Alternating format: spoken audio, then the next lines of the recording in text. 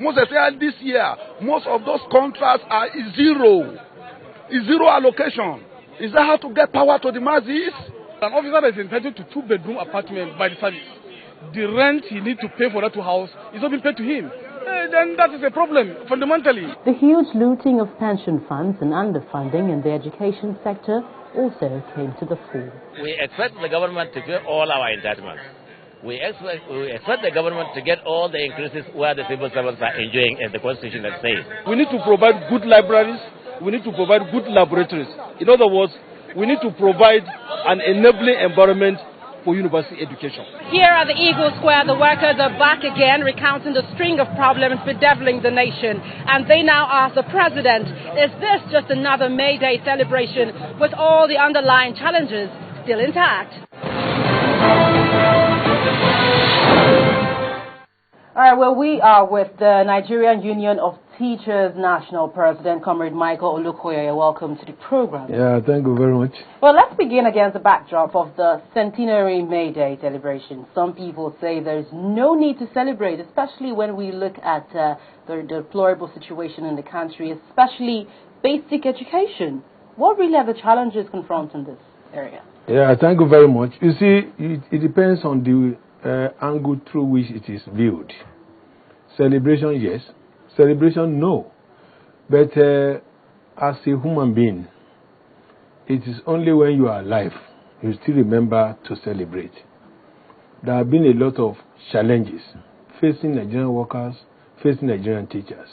But for the fact that we are still alive to contribute our own quota towards, effecting a positive change, I think we have every cause to thank God. So when you look at it from religious point of view, moralistic point of view, we can come together to celebrate.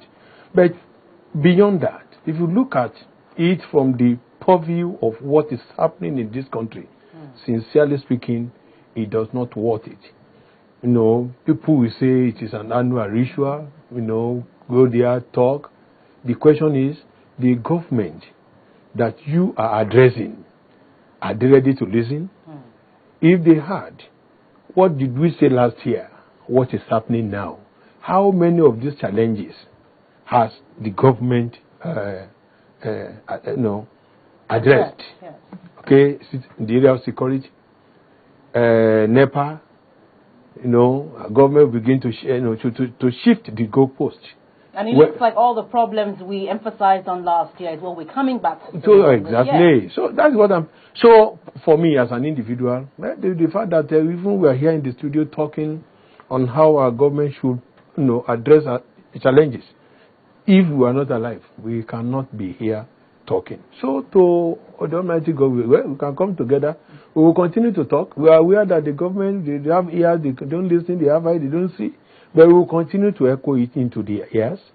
And we will continue to protest for them to see. So that until there is a change in the polity, workers, labor will not stop talking. So based on that, we can say it is worth it. Thank God today, the President of the Federal Republic came to talk, as usual, where we pray that between now and next year, we will have a good story now to come back and tell our workers. So it is midway, it is 50-50. So and mind you, we have some other countries in this continent that at least their problem is even worse than ours. So it depends on the angle through which you view it. So let us celebrate. Look at it right now. 100 years of nationhood, challenges of development. What have we gotten to record? That, okay, we are developing. Last year, 18th of May cost how much? How much is the current price now in the market? Especially narrowing down to basic education in the country. Thank you. Okay, now as an educator, the UNESCO standard recommends that you must, every tier of government, be it local, state, and federal, they should set aside 26% of their revenue for education. The question is this: how many of the governments are doing this? What we have today is a discriminatory education, whereby the powerful, the rich, the selected few They now take joy in sending their children to Ghana here. Don't forget, years back, 1970 to 80, those people came here. They are begging to enter Nigeria. The reverse is the case now. So what I'm trying to say in essence is, especially from the education perspective, nothing is improving. None of our government is setting aside this 26%. How many of them are equally recruiting teachers?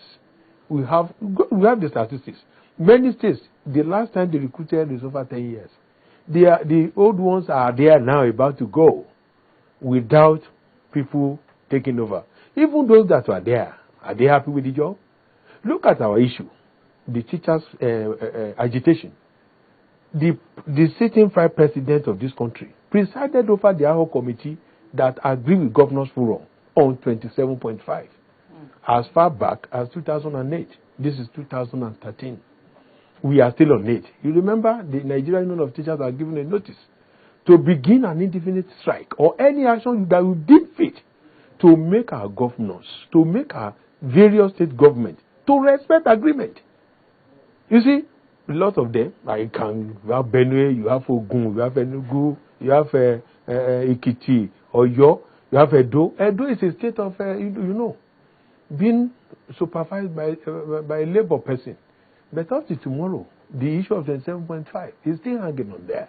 All these are not good. We have Nigeria. I don't want to go into all those things. We have plateau. But the decision as a last neck in Asaba is that if by 1st of June, nothing concrete is being done, teachers in these states should immediately, as a matter of compulsion, proceed on an indefinite strike.